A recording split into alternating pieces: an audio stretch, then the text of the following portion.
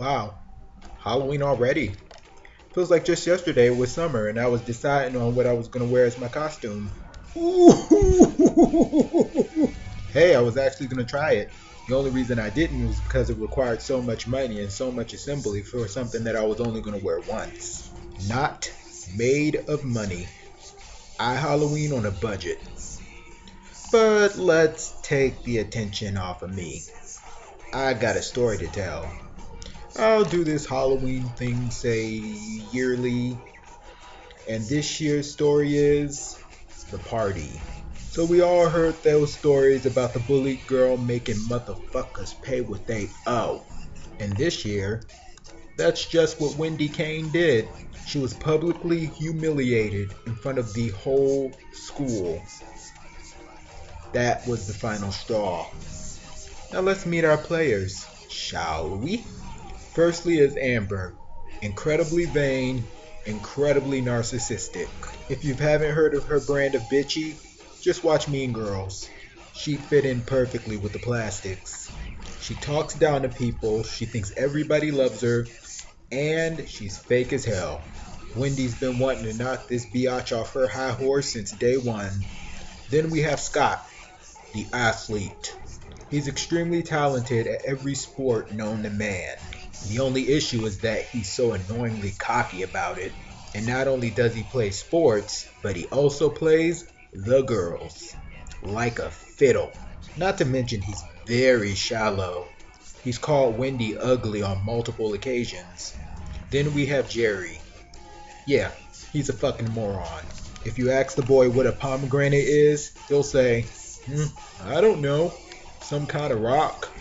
Seriously, it's a miracle that he passed elementary school. But one thing he is good at is lying through his teeth. He should be an actor because he can play you like a motherfucking video game. He especially uses his little gift on the women. He's told them lies like, I'm gonna die in a week. I need a hug. Oh, how about this one?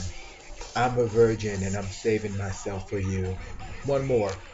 You are the most beautiful girl I have ever met in my life. All of this BS to get into their panties and it always works. He used his gift of charm on Wendy, and once he claimed her virginity as his own, he rejected her in front of the whole school, he trashed her reputation, and made her a laughing stock. He's gonna get his. Hell hath no fury like a woman scorned. Then there is Dean, the prankster. I'll put it like this. Some pranks are funny, and some pranks are cruel. But even the biggest asswipes in the world have a filter. Dean does not.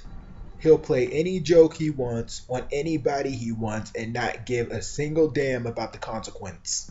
You know, his professor nearly died of a heart attack because of one of his pranks. Did Dean care? No. He was too busy laughing. Then there's Paul. Watch your back around this one. He's got extreme anger problems. If you bump into him, he'll punch you. If you look at him funny, he'll punch you. If you even think about him, yeah, he'll punch you. And he's not above punching women either. It's probably best that you just avoid him. Wendy does it every day. She's scared shitless of him. Then there's Ted. If he tells you he's from the hood, or if he tells you that he struggled, don't believe him because it's not true. He's been nowhere near the hood.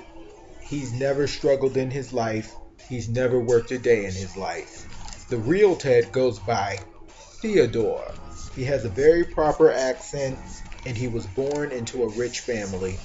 Plus, he actually despises the type of people that he pretends to be when others are around. The cool kids eat this shit up for some reason.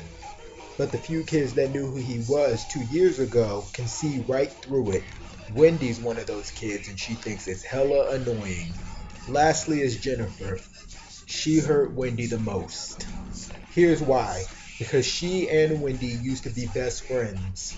But Jennifer had this secret agenda to roll with the cool kids. 'Twas a dream come true for her after she helped them cheat on an exam. They adopted her into the group and they turned to her for anything that requires a little brain power. Now she's as nasty as the rest of them. And Wendy does not like that at all. Now, flash forward to the Halloween party. Everybody's dancing and having a good time. Nobody seems to notice that Wendy snuck in with a disguise on. She stands in front of the door. She yells. She says this weird spell. Then she screamed, "Become on the outside what you are on the inside." Then she runs out as fast as she can. They thought it was a joke until they started morphing. Everybody has become their Halloween costumes. Everybody. That girl that threw together a prostitute costume 5 minutes before the party started, let's just say that she's going to be single for a while. And what of our 7 ringleaders? Amber was a sexy cat for Halloween, but now she's a not so sexy feline. Scott was a busted and bruised hockey player, and now he's left with wounds that will never heal. Jerry was a hot dog for Halloween, but now his flesh is 100% beef and other stuff.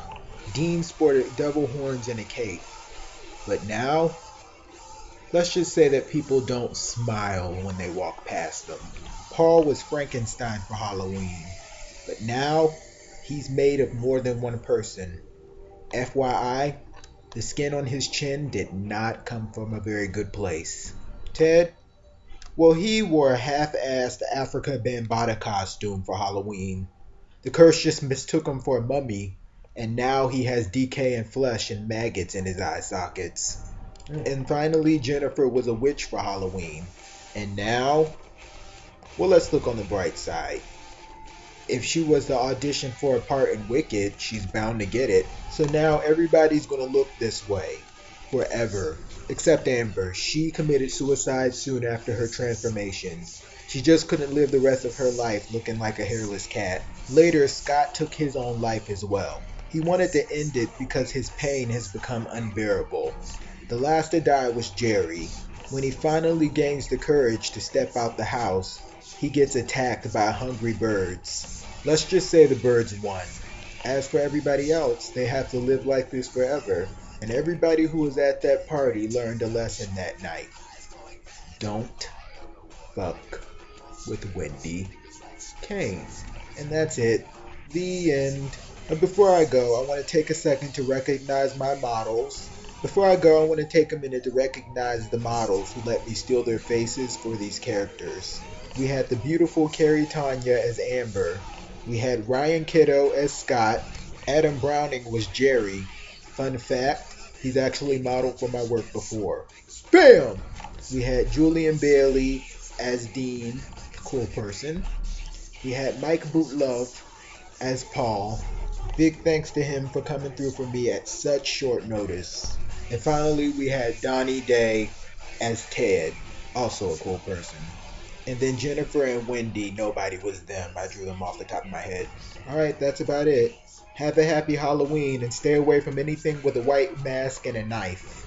Goodbye.